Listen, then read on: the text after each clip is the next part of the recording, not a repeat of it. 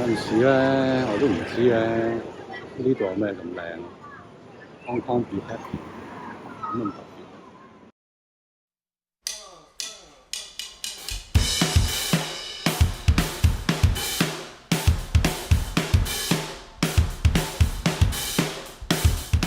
咁今日咧同大家山長水遠嚟到呢個天水圍做乜咧？陣間你就知㗎，行啦我哋。今日咧想帶大家行下香港第一條嘅文物徑——屏山文物徑啦。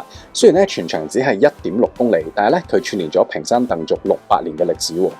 其中最廣為人知嘅文物咧，當然就係呢一座以青磚砌成呈六角形嘅聚星樓啦。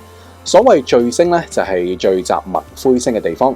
灰星咧，據說就係主宰功名嘅神。起呢一座塔嘅目的咧，就係希望保佑鄧族嘅子弟咧喺科舉中考取功名。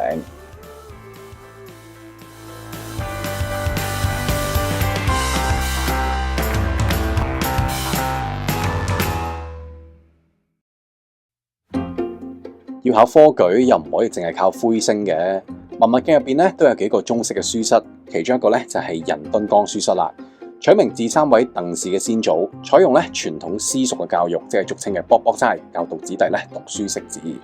而正所謂文武雙全啦，喺書室嘅正廳咧，亦都有2個練武石啊，俾以前咧考武隊嘅子弟使用嘅。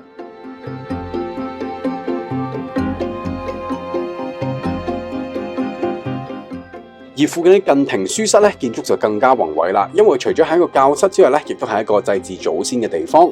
喺灶龕旁邊嘅木雕上咧，就刻咗唔同嘅民間故事，目的咧就係希望鼓勵族內嘅子弟咧努力讀書，考取功名。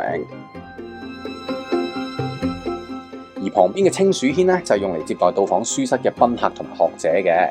由於攞嚟做客房啦，所以裝飾啊、木刻啊、壁畫咧就特別華麗啦。入邊咧，除咗有清代廣東狀元書贈嘅對聯外咧，更加展示咗5對嘅功名牌，反映出咧鄧族驕人嘅科舉成就。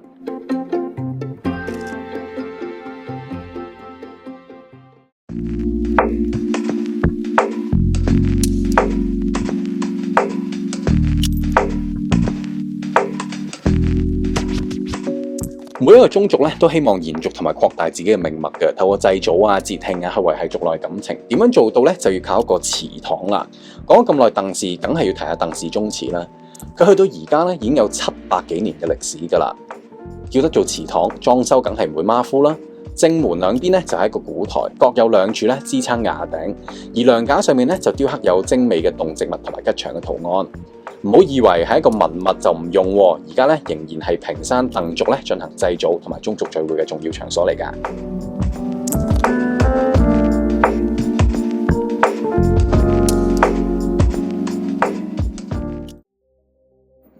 英軍抵抗日軍嘅香港保衛戰咧，你就聽得多啦。有冇聽過新界6日戰呢？1898年，英國接管新界，同原居民咧爆發大規模嘅衝突。屏山嘅達德公所咧就係當年嘅抗英會議廳啦。原居民咧就會坐咗喺呢度，喺鄧氏嘅主導下咧討論點樣反抗英國。雖然英國最尾咧係順利接收咗新界，但係為咗避免反抗勢力再次崛起咧，就喺旁邊嘅小山上咧樹立咗屏山警署。直到回歸前啦，由於將稔灣改做堆填區，要搬鄧氏嘅祖墳咧，後人就建議將警署咧改為介紹鄧族嘅歷史文物。去到2007年咧，呢個活化計劃咧就正式完成。而家舊屏山警署咧就變咗做鄧氏文物館啦。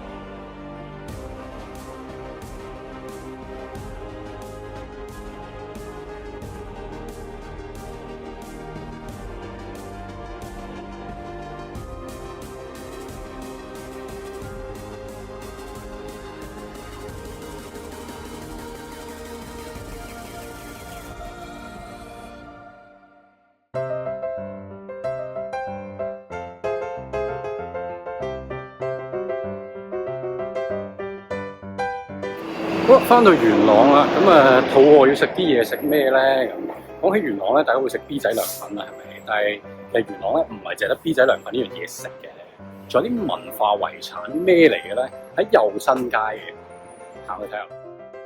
就係呢間奇奧花生糖啦，佢有賣潮州5色禮餅。以前啲人結婚咧唔係送西餅㗎，就係送呢啲餅㗎。我買咗鴨頸糖、軟糖加花生酥，好唔好食啊？問我老母啊！話掂煲。